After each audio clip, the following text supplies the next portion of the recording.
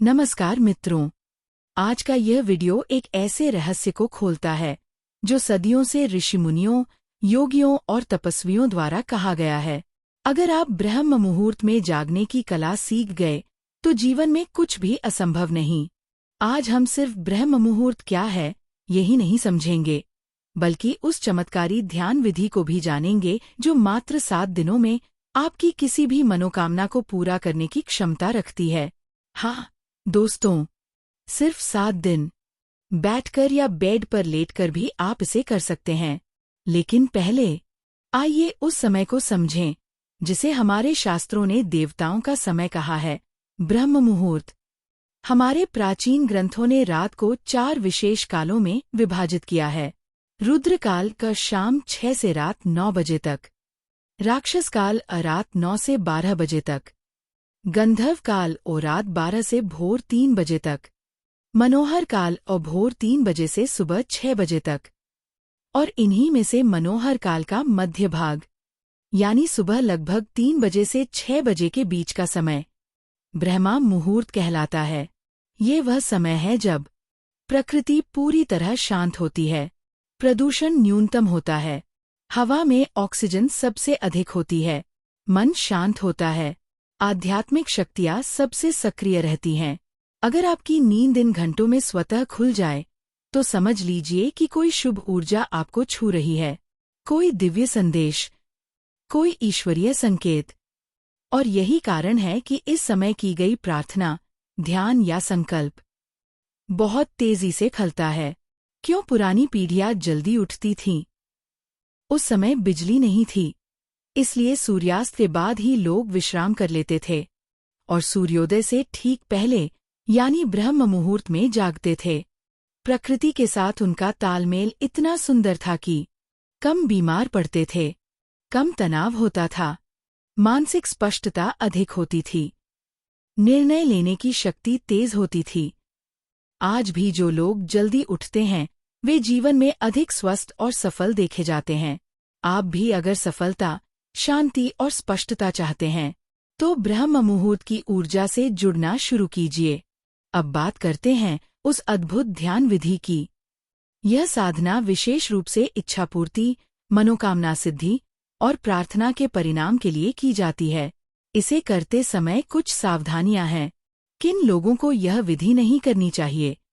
जिन्हें हृदय संबंधी समस्या है, जिन्हें ब्लड प्रेशर की समस्या है, क्योंकि इस विधि में थोड़ी देर सांस रोकनी होती है। अगर आप पूरी तरह स्वस्थ हैं तो आगे बढ़िए। स्टेप बाय स्टेप चमत्कारी ध्यान विधि, सिर्फ 7 दिन। पहला चरण, अपनी इच्छा चुनें।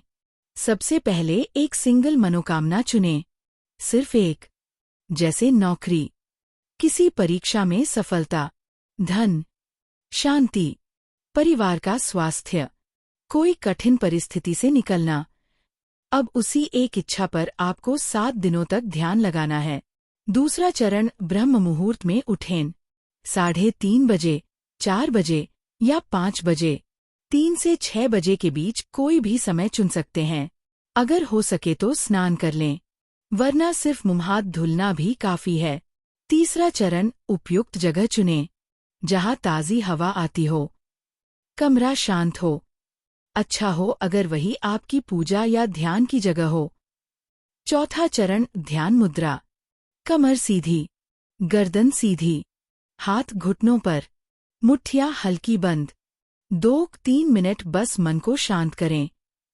पांचवा चरण, ध्यान आज्ञा चक्र पर लाएं। आज्ञा चक्र यानी दोनों भौहों के बीच का स्थान, जहां हम तिलक या बिंदी लगाते हैं।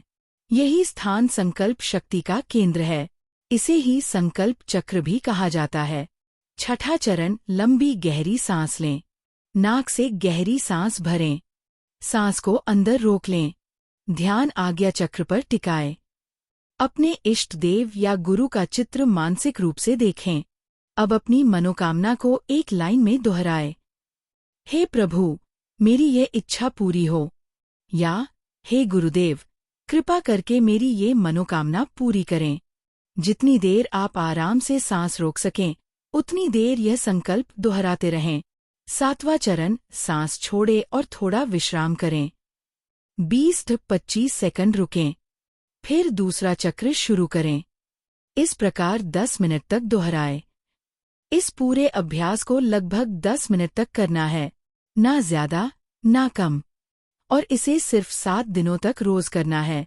अगर किसी दिन छोड़ दिया तो असर कम हो जाएगा, इसलिए 7 दिनों तक पूरी श्रद्धा से करें। इस विधि के पीछे छिपी वास्तविक साइंस। आज्ञा चक्र संकल्प का स्थान। यह चक्र वही ऊर्जा केंद्र है जहाँ किए गए विचार सीधे अवचेतन मन में जाते हैं, और अवचेतन मन वही पूरा करता है जो उसे बार बार बताया जाता है। सांस रोकने से मन पूर्ण रूप से शांत होता है। जब आप थोड़ी देर सांस रोकते हैं, मन विचार करना बंद कर देता है। फालतू सोच गायब हो जाती है। ध्यान सिर्फ एक चीज पर टिक जाता है। यही वह स्थिति है जब संकल्प मन में गहराई तक उतरता है।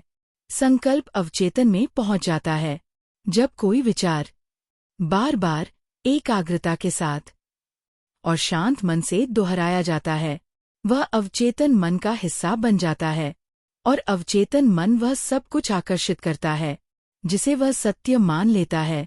यही लॉ ऑफ अट्रैक्शन का असली आधार है। ब्रह्मा मुहूर्त में ऊर्जा आपके चारों ओर होती है। ये समय स्वयं ईश्वरीय ऊर्जा से भरपूर होता है। इसीलिए इस समय की गई प्रार्थना तेजी से फलित होती है। ये विधि कब उपयोग करें? किसी कठिन परिस्थिति से निकलना चाहते हों, कोई जरूरी मनोकामना हो, कोई जरूरी समस्या जीवन में समाधान चाहती हो, ईश्वर से किसी गहरी प्रार्थना का उत्तर चाहिए। लेकिन याद रखें, इस विधि का उपयोग किसी को नुकसान पहुंचाने के लिए कभी न करें। जो नकारात्मक उद्देश्य से इसे करता है, उसके दुष्परिणाम भी उतने ही तेज लौटते हैं। यह विधि क्यों काम करती है?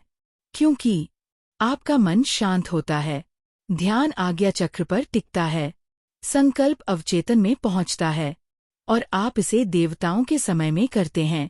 इन चारों का मेल एक अद्भुत चमत्कार पैदा करता है। अंत में दोस्तों, यह विधि मैंने अपने जीवन में बार बार इस्तेमाल की है, और हर बार मुझे इसका अद्भुत परिणाम मिला है।